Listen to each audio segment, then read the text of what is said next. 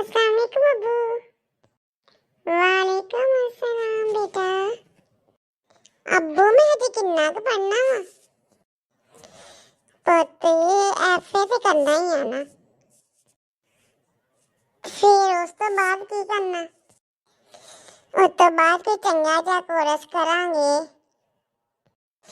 फिर किते नौकरी ते लगांगे ते फिर की करना? फिर पैसे पुत जमा होणगे, कोई घर सोहना जिहा बनावांगे,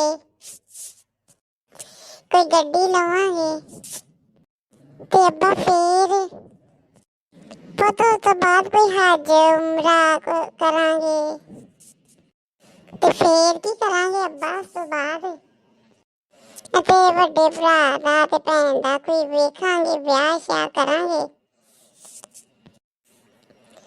उन्हां तो बाद फिर अब्बा कुछ होर भी ते सोचना कि नहीं?